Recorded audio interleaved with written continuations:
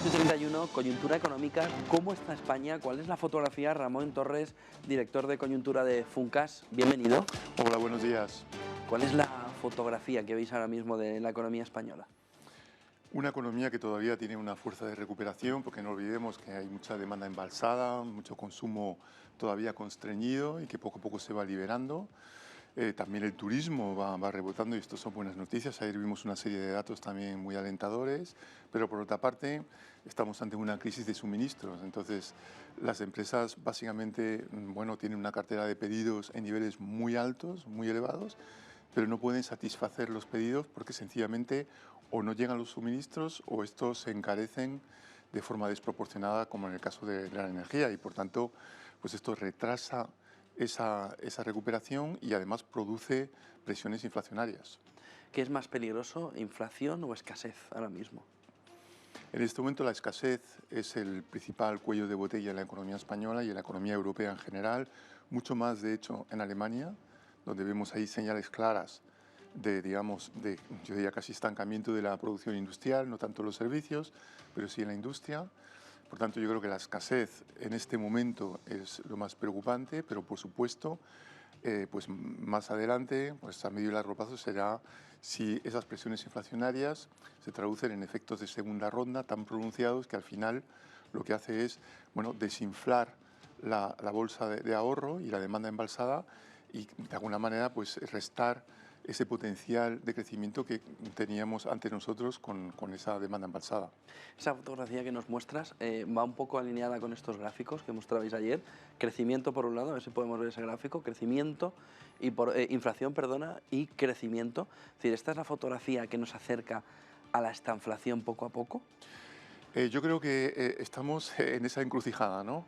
O bien vamos hacia más inflación y entonces, pues esto de alguna manera muestra que todavía hay una demanda que está presionando. La inflación se debe a una tenaza, la tenaza entre, por una parte, mucha presión de la demanda, del consumo sobre todo, y por otra parte, problemas de abastecimiento, una crisis de suministros.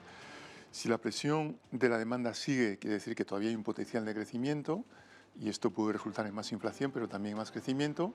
Pero si la presión de la demanda cede porque estamos ante un estancamiento, entonces no habrá inflación. Pero no puede haber las dos cosas a la vez. Por tanto, yo creo que no es tanto un peligro de esta inflación, sino, como decía antes, yo creo la crisis de suministros, que esto persista, que veamos fábricas paradas, por ejemplo en el automóvil y en otros sectores, en la construcción también, donde hay un fuerte tirón de las familias que quieren renovar su vivienda y que no pueden hacerlo en este momento, personas que quieren adquirir una serie de bienes de consumo duradero, tampoco pueden porque no llegan esos bienes y por tanto yo creo que ese es el principal problema. Y entonces yo creo que hay que ver si estos cuellos de botella persisten y en ese caso, pues, o bien vamos hacia un cierto estancamiento y amainará la inflación porque sencillamente la gente no tendrá recursos para adquirir esos bienes, o bien los cuellos de botella se relajan poco a poco y entonces entramos en una nueva etapa de expansión.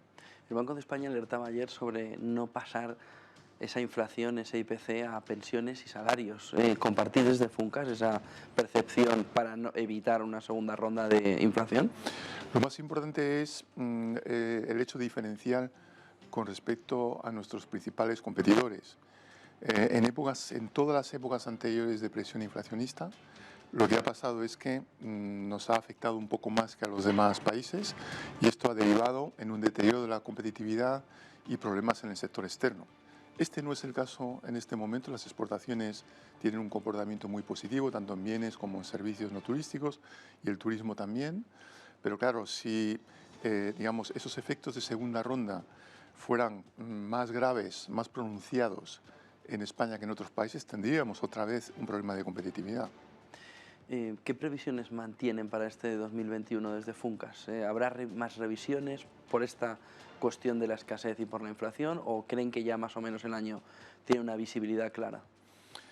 Bueno, la incertidumbre se mantiene, esto no es fácil predecir, pero sí que se puede ya afirmar que prácticamente todos los institutos de coyuntura están recortando su previsión de crecimiento para este año.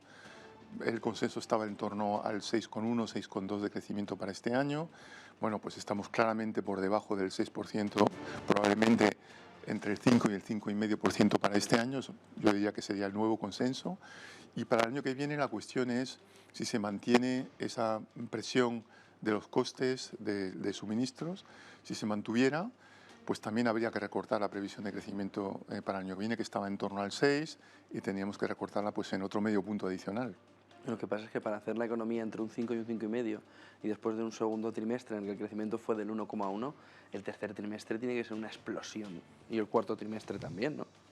Claro, el tercer trimestre, bueno, ahí veremos dos fenómenos, pero veremos un fenómeno de alguna manera de compensación eh, estadística, compensación estadística de un segundo trimestre que, bueno, nos ha sorprendido a todos y que no entendemos bien, hay que confesarlo, por qué solo creció un poco más, 1,1 la economía en el segundo trimestre, cuando todos los indicadores iban en un sentido de, bueno, una economía más pujante.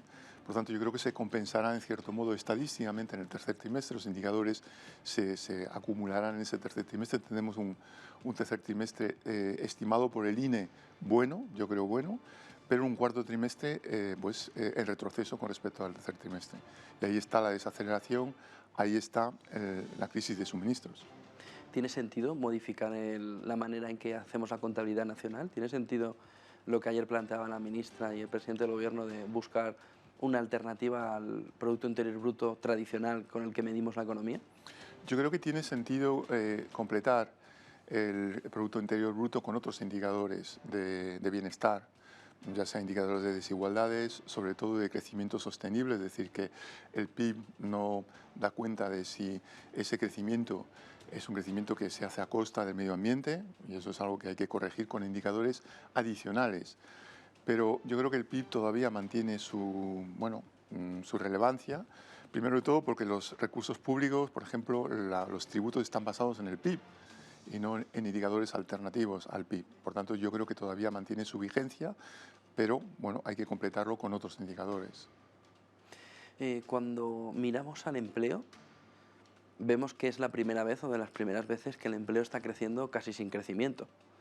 ¿A qué se está debiendo? ¿Es una crisis distinta que nos lleva a un comportamiento también distinto del empleo? Es una de las paradojas del momento coyuntural actual, que bueno, estamos asistiendo a la vez a una ralentización económica, pero por otra parte sigue tirando el empleo. Y esto yo creo que se debe precisamente a eso que mencionaba antes, que las carteras de pedidos están en niveles muy altos, las expectativas siguen siendo relativamente buenas entre las empresas, lo que pasa es que no llegan los suministros.